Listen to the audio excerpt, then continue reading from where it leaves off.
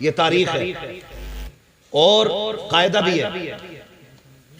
मौलाना तालिब साहब, ये कायदा भी है, बात मनवाने के लिए जात मनवानी पड़ती है। ठीक है जी, बात मनवाने के लिए जात मनवानी पड़ती है।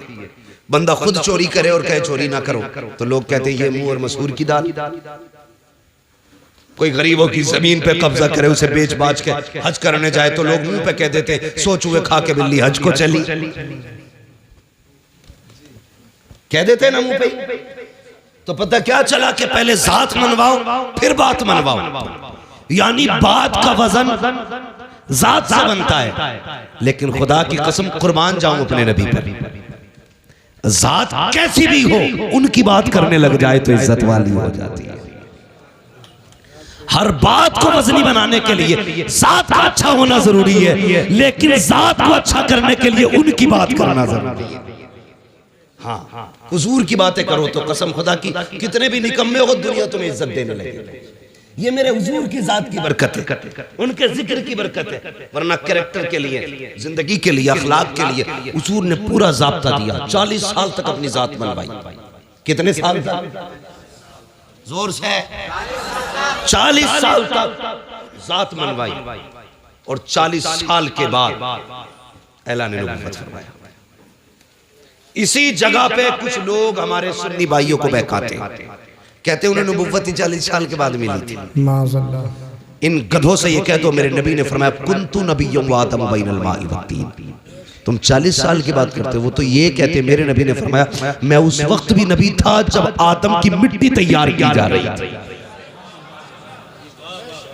उस वक्त भी नबी था जब आदम की मिट्टी तैयार हो रही थी, यानी आदम मिट्टी और पानी के बीच में जब पुतला बनाया जा रहा था, मैं तब भी नबी था। है बेवकूफ बनाते हैं, ये रोने वाली बात नहीं है। मुझे नहीं मालूम कौन किस अकीदे से बैठा है, लेकिन दिल दुखता है यार। सारी उम्मतें अपने नबी की तारीफ करने पे लगी है, एक हम हैं कि मीटर लिए घूम रहे हैं। हुजूर को ये आता, ये नहीं आता, ये आता, ये नहीं आता। शर्म आनी चाहिए। रब ने क्या कहा कुरान में? फरमाया वअल्लमा का मालम तकुन तालम, महबूब जो तुझे नहीं आता था वो हमने सिखा दिया। अब कमी क्या रह गई? इसी पे मोहर आला हज़रत ने लगाई और ये कहा और कोई गैब क्या तुमसे निगाह हो भला, जब ना खुदा ही छुपा तुम पे करोड़ों। सुभान अल्लाह, सुभान अल्लाह।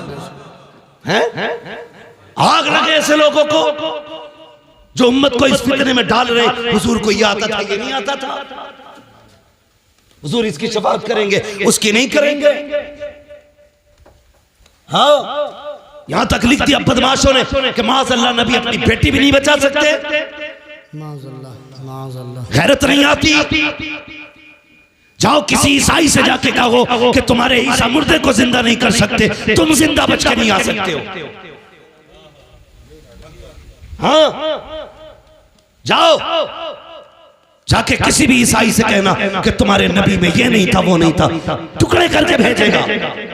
और तू हमारी मस्जिद में बैठ के हमारे सामने कहे माज़अल्लाह नबी को ये नहीं आता था, वो नहीं आता था, और हमारी कौम इस जमात में रिश्ते करे, उनकी बेटियां ले, उनको बेटियां दे। गैरत आनी चाहिए। याद रखिएगा डॉक्टर इकबाल ने जिम्मेदारी के साथ एक बात कहती थी और कहा था कि मोहम्मद से वफा तूने तो हम तेरे। वाह सुभान अल्लाह।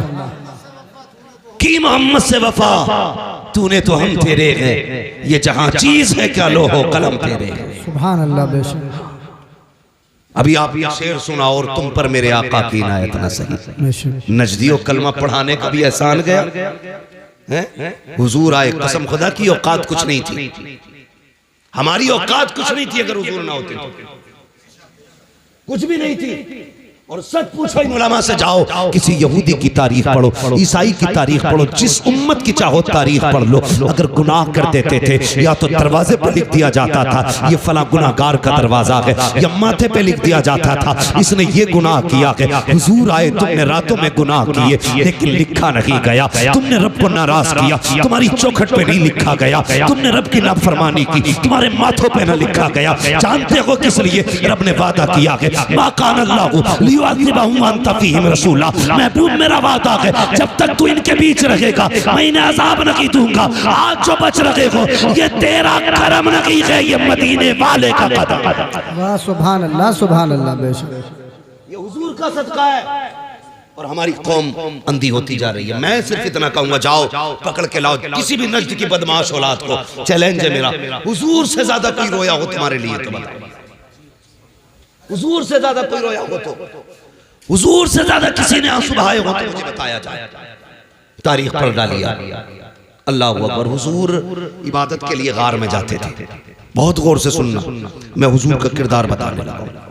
गार में जाते थे, पहली बार जिब्रील आए हुजूर के पास। जब पहली वही नाजिल हुई ना, और जिब्रील ने आके कहा था इक़रा, महबूब पढ़ो पढ़ो। हमने इस इक़रा के राज को नहीं समझा। बहुत गौर करना मेरी बात, इक़रा के राज को नहीं समझा। हुजूर उस जमीन पे आए थे जहां की जमीन भी पत्थर थी और दिल भी पत्थर के थे। तवज्जो है मौलाना इख्तियार साहब। हाँ, तारीख ले लिए, जिम्मेदारी पूरी नहीं हुई, तकरीर पूरी ना हो जाए। इक़रा का मतलब समझिए। हुजूर जिस जमीन पे आए वो जमीन बोलो पत्थर की थी। लोगों के दिल भी कैसे पत्थर थे, बेटियों को जिंदा दफन करते थे।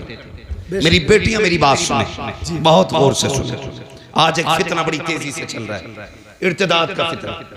बेटियां धर्म छोड़ रही हैं और इश्क के तूफान में अंधी होकर के न जाने किस किस के गले पड़ जा रही है। फिर कुछ दिन के बाद रोडों पे पड़ी मिलती है, कभी बैग में मिल रही है, कभी कटी ट्रेन में मिल रही है, कहीं नालियों में मिल रही है, कहीं लाशें जला दी जाती हैं, कहीं मोमबत्ती में पैक कर दी जाती है। मेरी बेटी सुन तो सही, जब हुजूर नहीं आए थे तेरी औकात क्या थी? तुझे कत्ल करते टाइम बाप का हाथ नहीं कांपता था, माथे पे पसीना नहीं आता था। तुझे पैदा करने के बाद जिसके घर में पैदा होती थी वही दफन कर दिया जाता था।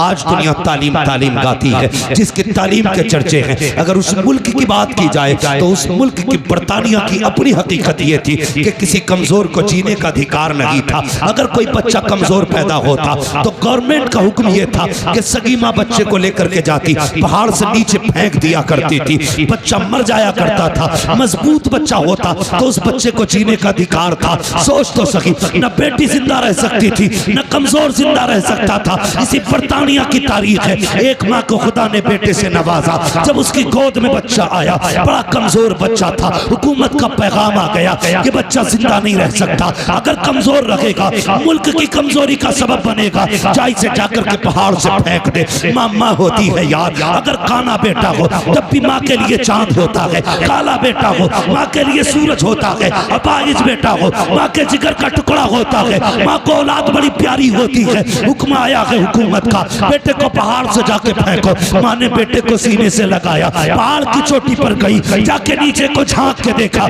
गहराई थी। माँ का दिल तड़प गया, रोने लग गई। कहती बेटे अगर हुकूमत का खतरा न होता तो मैं तुझे सीने से लगा के पालती, पूरी जिंदगी कांधे पे रखती। ए मेरे बेटे मजबूरी है, क्या करूं? माँ ने ये कह के बेटे को जब सीने से जुदा किया, पहाड़ से नीचे फेंका, माँ के हाथ उठ गए। रो के कहा था या अल्लाह कब तक ये बेटे मारे जाएंगे, कब तक कमजोर मारे जाएंगे? खुदा की कसम जब ये सदा निकली उसके दिल से, 12वीं तारीख को मक्के से ऐलान किया गया था अब कोई कमजोर नहीं रोएगा। जिंदगी देने के लिए अब्दुल्ला का लख्ते जिगर आ गया। नारे तकबीर, नारे रिसालत, उलमा अहले सुन्नत, अज़मत मुस्तफा कॉन्फ्रेंस, अल्लामा मुफ्ती हम्मद रज़ा साहिब क़िबला। नारे तकबीर, सरज़मीने सीलपुर, नौजवान आले सीलपुर।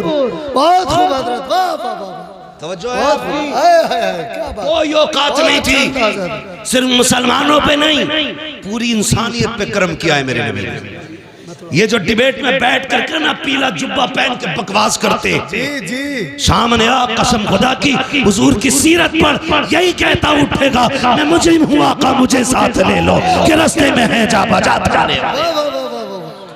खुदा की कसम हमारा नबी वो है जिसने सर झुकाना नहीं सिखाया, जिसने सर उठाना सिखाया। सर उठाना सिखाया है कमजोरों को जिंदगी हुजूर की वजह से मिली। ये बरतानिया की तारीख है, फिर अरब की तारीख आप देखें। बाप बेटी को कत्ल करते थे। एक दिन ना हुजूर बैठे, बहुत गौर से सुनो, तवज्जो है सारे लोगों को। अभी थके तो नहीं है पीछे वाले लोग, नहीं थके, अल्लाह सलामत रखे। और हुजूर का जिक्र है, हुजूर का जिक्र है। वो कहा था किसी ने, नात खानी मौत भी हमसे छुड़ा सकती न की, कब्र में भी मुस्तफा के गीत गाते जाए। बेशक बेशक बेशक। हाँ, कब्र में भी मुस्तफा के गीत गाते रहे। ये थी बरतानिया की तारीख। अब देखें आप अरब की तारीख, हुजूर की बारगाह। एक सहाबी, बेटियां मेरी बात बहुत गौर से सुनो, जब सर से दुपट्टा उतरने लगे ना तो ये बात याद रखना।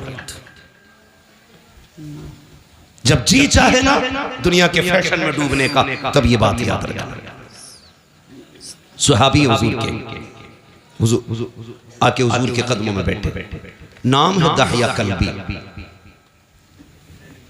कहते हैं या रसूल अल्लाह, अभी ईमान नहीं लाई। कहते हैं बड़ा गुनाह किया मैंने जिंदगी में, क्या मैं बख्शा जाऊंगा? तो हुजूर ने फरमाया, दाहिया तौबा कर ले, बख्शवाना मेरा काम है। हजरत दाहिया कल्बी ने अपने कुफ्र से तौबा की और इस्लाम के दामन में आए। जैसे दामन में आए ना, फिर हिचकी भर के रोने लगे। बहुत गौर से बात सुनिएगा, हिचकी भर के रोने लगे। हुजूर ने फरमाया, दाहिया अब क्या हुआ? कहते हुजूर, हाँ गुनाह बहुत बड़ा है, लगता नहीं बख्शा जाऊंगा। जिब्रील आ गया, महबूब दाहिया कल्बी से कह दो, अगर इसने तौबा कर ली ना तो अल्लाह पिछले सारे माफ कर देगा। तो हुजूर फरमाने लगे, दाहिया अल्लाह कहता है जिसने पिछले से तौबा कर ली मैं आइंदा उसको नहीं दिखाऊंगा। कहते हुजूर को नहीं बहुत बड़ा है। हुजूर ने फरमाया, बताओ क्या गुनाह? कहते हुजूर मैंने ना अपने कबीले की 70 बच्चियों को जिंदा दरगोर किया था। कितनी? 70। जोर से कितनी? यहीं रुक के एक बात कहूं, पहले दफन जिंदा दफन किया जाता था पैदा होने के बाद। पहले बेटियां पैदा होने के बाद मारी जाती थी, आज बेटियां पैदा होने से पहले मार दी जाती हैं। गलत नहीं कह रहा, जो डॉक्टर हैं वो मेरी बात की तस्दीक करेंगे। सिर्फ इस खतरे से बेटियों को मां के शिकम में मरवा दिया जाता है कि इसका जहेज देना पड़ेगा, इसकी शादी करनी पड़ेगी। हाँ, कई डॉक्टरों की रिपोर्टें मेरे पास हैं और कई सारे डॉक्टर्स मेरे राब्ते में रहते हैं जी। लोग जाके कहते हैं जो चाहे कीमत ले लो, कत्ल करो इसको, हमें बेटी नहीं चाहिए। मैं सिर्फ इतना पूछना चाहता हूं, जो मां के शिकम में पल रही है इसका कसूर क्या है? यही कि ये एक बेटी है, इसकी इतनी गलती है कि ये बेटा ना बन सकी। तुम अपने रब की तखलीक से लड़ रहे हो और उसके फैसलों से टकराना तुम्हें बर्बादी से नहीं बचा सकता कोई। जी कुरान ये कहता, अल्लाह जिसे चाहे बेटी दे, जिसे चाहे बेटा दे और जिसे ना चाहे उसे कुछ ना दे। बेटी ये तुम मरवा रहे हो, क्या तुमने बेऔलाद वालों को दीवारों में सर मारते नहीं देखा? किस मजार पे नहीं गए? अल्लाह एक औलाद दे दे, बेटा ना सही बेटी दे दे। भीख मांगते देखा है मैंने लोगों को, जब उन्हें देखता हूँ तो हैरत होती है। मैंने के एक ये है जिन्हें कुछ नहीं मिला तो तड़प रहे हैं, एक वो है जो बेटियों को माँ के शिकम में मार देते हैं। तुझे क्या लगता है जिस बेटी को तूने माँ के शिकम में मारा उसको कोई नहीं जानता था? कई बार तो ऐसा हुआ जब बच्चियां माँ के शिकम में बड़ी हो जाती हैं, दवाओं से नहीं मारी जा सकती, उनको काट काट के जिस्म से निकाला निकाला जाता है, वो बता तो सही, तेरे पैर में कांटा लग जाए, तेरी आँख निकल जाती है, नाखून काटते वक्त ब्लेड लग जाए, तेरी चीख निकल जाती है, पैर में शीशा लग जाए, लंगड़ा के चलता है, इतने से जख्म से तेरे होश उड़ जाते हैं। बता तो सही, जिस बेटी की माँ के शिकम के अंदर पैर काटे जाते होंगे उस बेटी पे क्या गुजरती होगी, जिसके आज़ा के टुकड़े किए जाते होंगे उस पे क्या गुजरती होगी। और यार तेरे पास जबान है, तू चीख के कहता है, ठोकर लगे तो कहता है हाय माँ, कांटा लगे तो कहता है हाय माँ, दर्द हो तो कहता है हाय माँ। बता तो सही, वो बेटी जो शिकम के अंदर है, जिसको काटा जा रहा है, वो किसे पुकारेगी, किसको आवाज देगी। तो याद रख, उसे कोई सुने ना सुने, लेकिन खुदा की कुदरत सुन रही है, खुदा की रहमत देख रही है। अगर तेरी वजह से कोई बेटी पेट में मारी गई, अल्लाह उस वक्त तक जन्नत नहीं देगा जब तक उसकी एक एक आँख की कीमत न ले लेगा। और याद रख, मैं इसलिए कहता हूँ, आज ले उनकी पनाह, आज मदद मांग उनसे, कल न मानेंगे कयामत में आकर मानेंगे। सुभान अल्लाह, सुभान अल्लाह, सुभान अल्लाह। बहुत खूब हजरत, वाह वाह वाह। बेशक बेशक। कल भी बेटी हमारी जा रही थी, जी आज भी मारी जा रही है। फर्क है, कल बचपन में मारी जा रही थी, आज निकाह के बाद मारी जा रही है। जी, बहुत अच्छा पैगाम है, बहुत अच्छा पैगाम। अभी चंद दिन पहले की खबर है, एक बच्ची को सिर्फ इसलिए निकाल दिया गया घर से कि वो ससुराल वालों की मनपसंद का बेड नहीं लाई, उनकी पसंद का सोफा नहीं लाई थी, उनकी पसंद का सामान नहीं लाई थी। खुदा का वास्ता यार, खत्म करो ये तमाशे, खत्म करो। अगर हम नहीं बदलेंगे ना तो फिर कुछ नहीं बदलेंगे। जी बेशक। ये सुन लेना मेरी बात, अगर हम नहीं बदलेंगे तो ये फिर कुछ नहीं बदलने वाले। खत्म करो यार, बेटियों के आंसू नहीं देखे जाते, नहीं देखे जाते आंसू बेटियों के। यार किसी को खाली हाथ भी लेके आप फिर देख खुदा कितना देता है। जी मेरे उसमें कितने निकाह किए हैं? एक रिवायत के मुताबिक 9 निकाह फरमाए, दूसरी रिवायत के मुताबिक 11 निकाह फरमाए, है ना? 9 ले लो या 11 ले लो, एक रिवायत दिखा दो जिसमें हुजूर ने जहेज मांगा। जी है ना? नारे कितने बड़े लगते हैं, गौस का दामन नहीं छोड़ेंगे। जी मुहर्रम आ रहा 10 दिन तो बिल्कुल ऐसा हो जाएगा, मुंह के बल गिर जाएगा जैसे करबला से अभी आ रहा है ना? 10 दिन। एक तो ये कह रहा ढोलक बजा रहा मस्जिद के आ गई, उससे कहे नमाज का टाइम हो गया, तो कह रहा इतने 10 दिन मस्जिद कहीं और ले जाओ, ये ढोलक यही बजेगी। ये है हमारी हकीकत भाई, सच है, हम उनके नाम पे जिंदा हैं। ये भी सच है कि उन्हीं के नाम पे बख्शे जाए, लेकिन इतनी सच्चाई और बना, जो किरदार उनका था वो किरदार अपना बनना है ना? आपके गांव में तकरीबन 3000 वोट है, मुस्लिम वोट लगभग, आबादी काफी होगी।